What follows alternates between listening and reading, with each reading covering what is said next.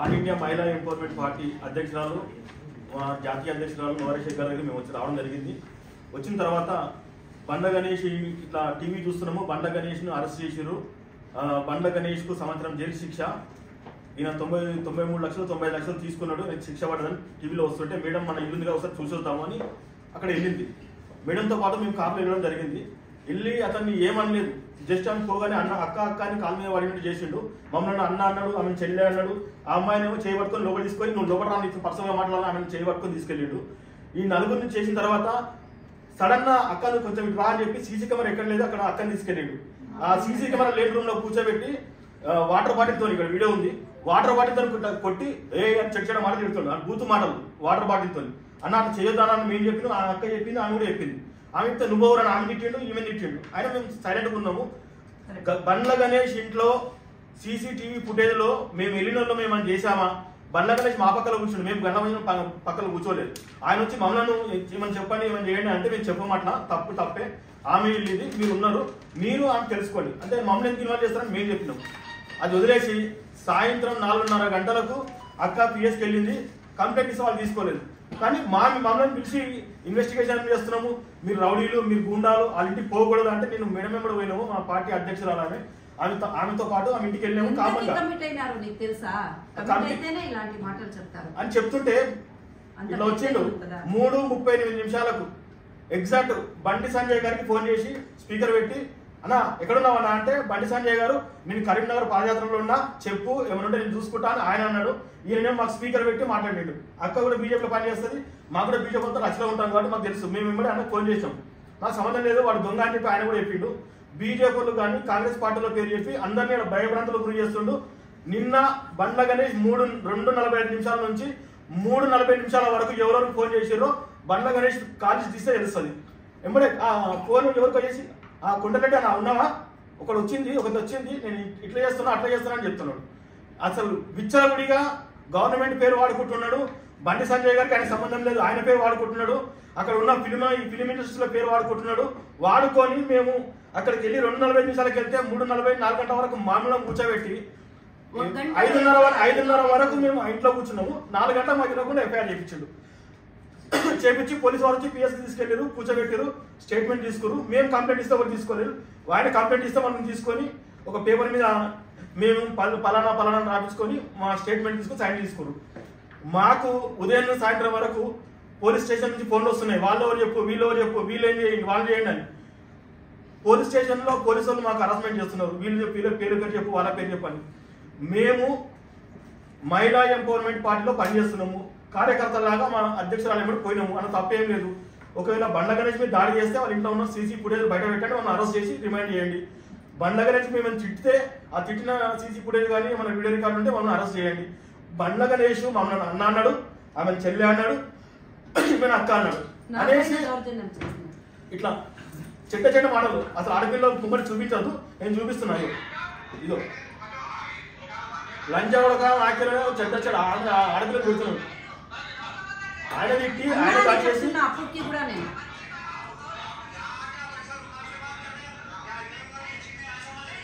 ఆమె అన్న అంటుంది, ఆమె చెడ్డమాట తిడుతున్నాడు. మీరు వినండి, ఇది బండ్ల గణేష్ అన్యాయం చేసినట్ట లేకపోతే అన్యాయం చేసినట్ట? మేము మా చెల్లెళ్ళు, మా కార్యకర్తలు, మా మేడంతో సహా మేము బయట తిరుగుతూ ఉంటాము. బండ్ల గణేష్ తోని మాకు థ్రెట్టింగ్ ఉంది. బండ్ల గణేష్ మమ్మల్ని చంపేస్తానని బెదిరించిండు. మా కార్యకర్తలు కానీ ఈరాకు సంబంధించిన ఎవరైనా సరే ఎటువంటి హాని జరిగినా, ఏ పోలీస్ కేసు అయినా జరిగినా దానికి ముఖ్యం బండ్ల గణేషే దానికి బాధ్యత వహించాలి. బండ్ల గణేష్ కొడుకులు కానీ, వాళ్ళ కూతురు కానీ, వాళ్ళ భార్య కానీ వాళ్ళు దేవుళ్ళు అంటారు, వాళ్ళని ఇన్వాల్వ్ చేయొద్దు. చిన్నపిల్లలను ఇన్ని రోజులు అన్ని కేసులు ఉండి ఇప్పుడు పిల్లలను భార్య కూడా ఇన్వాల్వ్ చేస్తున్నాడు. ఆ పద్ధతి మంచిది కాదు. చిన్నపిల్లలు, చదువుకున్న పిల్లలు వాళ్ళని ఇళ్ళకు లాగొద్దు. బండ్ల గణేష్ గారికి చెప్తున్నా నేను, మాకు ఎక్కడన్నా హాని జరిగినా, మా పిల్లల పైన కానీ మా కార్యకర్తల పైన అక్రమంగా పోలీస్ కేసులు పెట్టినా అది పూర్తి బాధ్యత బండి సంజయ్ గారిది, బండ్ల గణేష్ గారు అని మేము చెప్తున్నాము. బండి సంజయ్ గారు కానీ ఎవరైతే పేరు చెప్పిండో, కాంగ్రెస్ పార్టీ నాయకుల పేరు చెప్పిండో వాళ్లకు ఈ బండ్ల గణేష్ కు సంబంధం లేదు.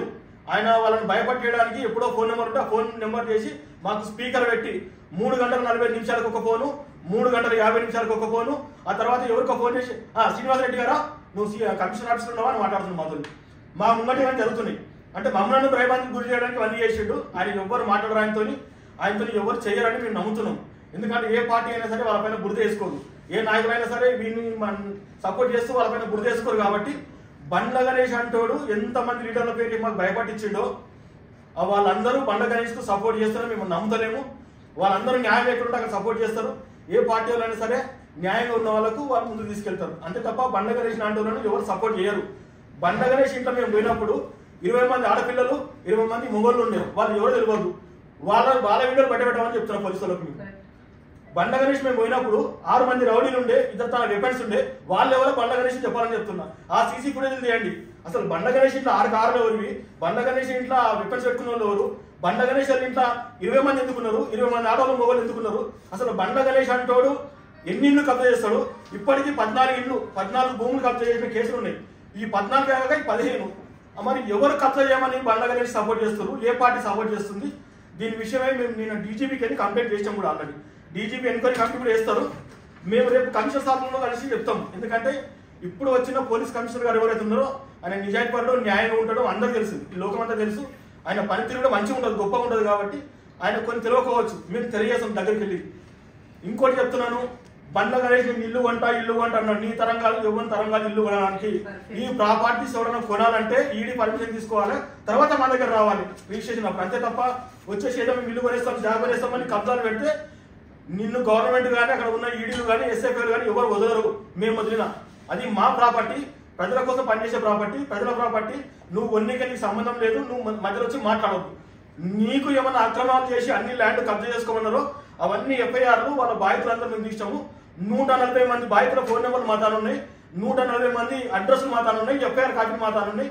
ఇవన్నీ తీసుకొని రేపు పొద్దున మేము టీవీ నెట్లో కూర్చుంటాము, అన్ని ఛానల్లో మేము డెబ్యూట్ ఇస్తాము. నువ్వు రా, మేము వస్తాము, అంతే తప్ప నువ్వు అక్రమంగా ఇల్లు చూసుకొని చూడండి. మీరు ఈ ఇల్లు బండ్ల గణేష్ ది, this is my own house అని వీడియో పెడుతున్నాండి యూట్యూబ్ లో. దాన్ని 16 లక్షల మంది చూసారు. ఇది బండ్ల గణేష్దేనా? 16 లక్షల మంది చూడండి.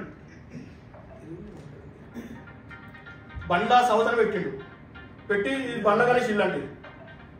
ఇప్పుడేం వీడియోలు ఏమంటుండు, అక్క ఇది నీ ఇల్లు నేను రెంటుకున్నా. ఎప్పుడు చెప్పినా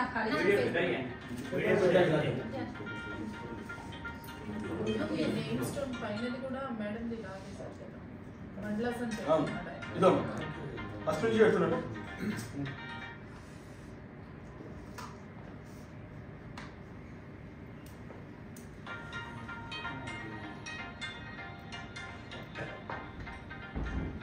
స్టార్టింగ్ నుంచి బండ్లాస్ హౌస్.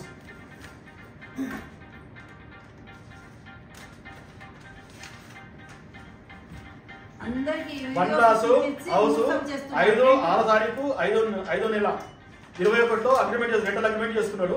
దీని తర్వాత పొద్దున కంప్లైంట్ ఎఫ్ఐఆర్ బుక్ చేయించిండు. ఈవినింగ్ వచ్చి ఈ వాయిస్ ఇక్కడ పంపించిండు, అక్క నీ ఇల్లు నేను రెంటుకున్న అక్క, నీదే అక్క ఇల్లు, ఎవరేమన్నా నీకు ఇల్లు ఇస్తా అక్క అని చెప్పేసి మళ్ళీ ఒక వాయిస్ ఇక్కడ పెట్టిండు. చూడండి, వినండి.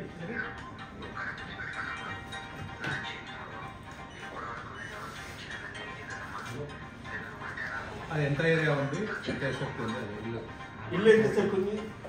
అది ఫస్ట్ ఫ్లోర్ ఇచ్చి ఉన్నాము రెంట్కి, సెకండ్ ఫ్లోర్ థర్డ్ ఫ్లోర్ వచ్చి మనదన్నమాట. మనం పెట్టుకొని ఉన్నాము.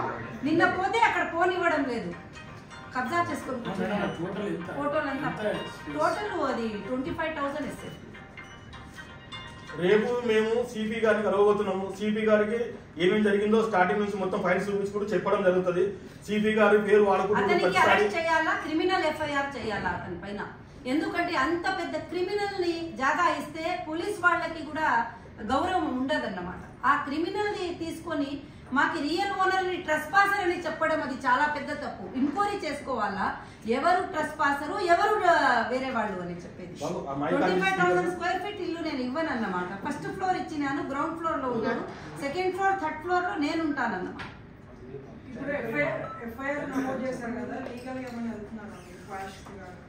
అది మా లీగల్ టీం చాలా స్ట్రాంగ్ అండి, చూసుకుంటుంది. మా లీగల్ టీం ఉన్నది, లీగల్ టీం యాక్టివ్ లో ఉంటుంది. ఈడీ వాళ్ళు ఏమన్నా ఇంటికి వచ్చి సర్చ్ చేశారు? లేదండి, అప్పుడు ముందు ఈ 2-3 డేస్ లేదండి, ఏమీ లేదండి, ఏమీ లేదు. ఎవ్వరు ఆల్రెడీ సుప్రీం కోర్టులో కేసు నడుస్తుంది, ఈడీ వాళ్ళు అక్కడ ఇన్వాల్వ్మెంట్ అంత అయిపోయిన తర్వాత ఏముండదు. సెకండ్ టైం రాదు కదా. వస్తే కూడా నేను కంగ్రాచులేషన్ చెప్తాను, వాళ్ళని కూర్చొని పెట్టాను. ఎప్పుడు కూడా ఏ ఆఫీసర్స్ కి కూడా నా దగ్గర గౌరవం ఉండదు, ఎప్పుడు కూడా వచ్చి వాళ్ళు చూసుకోవచ్చు, మనకేమీ లేదు. కానీ రాలేదు.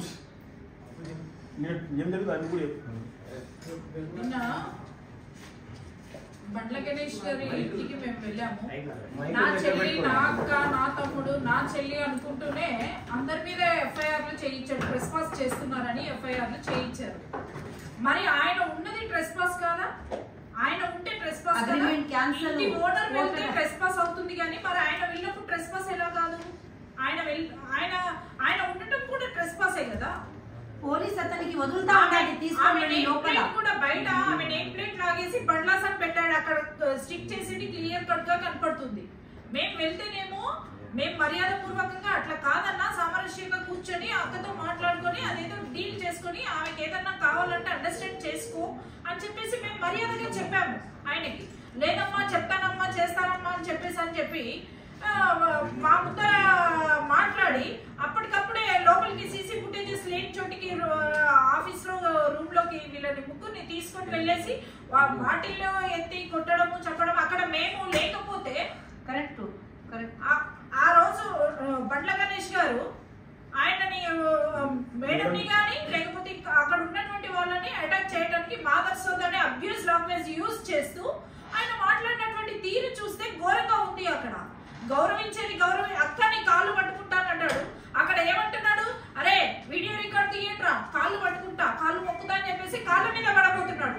ఎందుకు ఈ యాక్టింగ్లు ఇక్కడ కాదు, సినిమాల్లో నటిస్తే బాగుంటుంది. కానీ ఇట్లా ట్రెస్ పాసులు చేసి మామూలు వచ్చి నటించడం ఎందుకు? ఆయన బండ్ల గణేష్ గారు ఇకపైనైనా మీరు తెలుసుకోండి. మీరు వాయిస్ మెసేజ్ పెట్టారు, వాయిస్ మెసేజ్ పెట్టడం కాదు, వాయిస్ మెసేజ్ ని ఆచరణలో పెట్టండి.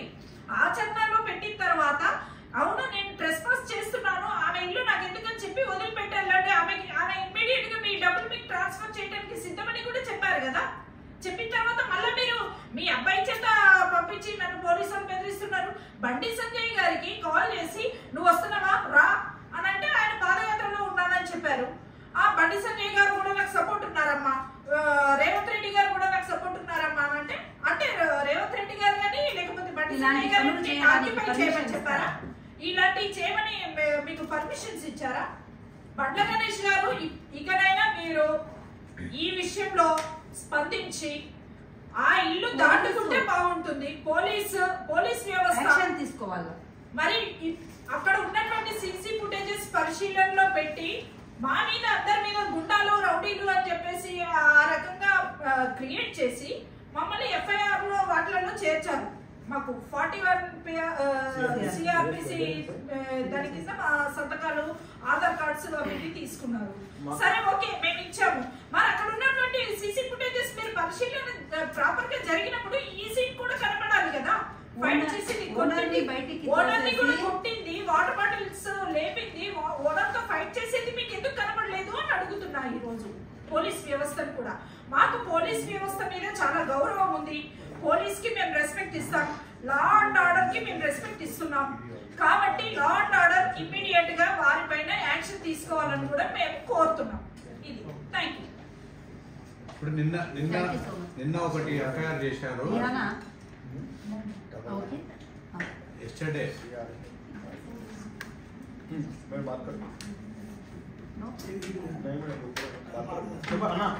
ఫిలింనగర్ పోలీస్ స్టేషన్ లో నిన్న సాయంత్రము ED director, assistant director Gajraj Singh Thakur అనే వ్యక్తి మీ మీద కంప్లైంట్ ఇచ్చారు. టోరీ చౌక్ లో ఈ స్థలాల మీద బోర్డు పెట్టారు అని. అది కూడా ఎఫ్ఐఆర్ చేశారు. ఈ కుట్రలో భాగంగానే అంటారా మీరు? అది కూడా నాకు భాగము ఏమి అని నాకు అది నాలెడ్జ్ లో లేదు. వెళ్ళినారో లేదని కూడా నా ప్రొఫెషనల్ అఫీషియల్ నా చేతిలో పేపర్ వచ్చినంత వరకు దీని గురించి నేనేం మాట్లాడలేదు. వచ్చినా కూడా సుప్రీంకోర్టులో జరుగుతూ ఉన్నది. సుప్రీంకోర్టు ఆర్డర్స్ నా దగ్గర ఉంటాయి. సుప్రీంకోర్టు ఆర్డర్స్ అంతా ఒక బుక్కే ప్రింట్ చేసినాను. మన పోలీస్ వాళ్ళకు కూడా చూపించినాను. ఏ ప్రాపర్టీ కూడా నేను నా ఇన్వెస్టర్ల కోసం జమ చేయడానికి అమ్మితే నాకు ఎవ్వరు అడ్డం వచ్చేదానికి లేదన్నమాట. ఎవరు కూడా ఏ ప్రాపర్టీ అయినా కూడా సుప్రీంకోర్టు ఆర్డర్స్ నా దగ్గర ఉన్నాయి. అందుకోసము నా దగ్గర అఫీషియల్ ఏమి డాక్యుమెంట్స్ లేదు, దాని గురించి డిస్కస్ ఎక్కువ ఈడీకి అటాచ్ చేసినటువంటి ప్రాపర్టీని అమ్మటానికి వీల్లేదు, కొనడానికి వీల్లేదు అని అన్నారు. సరే ఆమె అమ్మింది, మరి కొన్న వాళ్ళు మీకు అండర్స్టాండ్ కాలేదా? నేను అతనికి రెంట్కి ఇచ్చినాను, రెంట్కి ఉంటున్నాడు, మీకు ఆ వాయిస్ కూడా పెట్టినాను.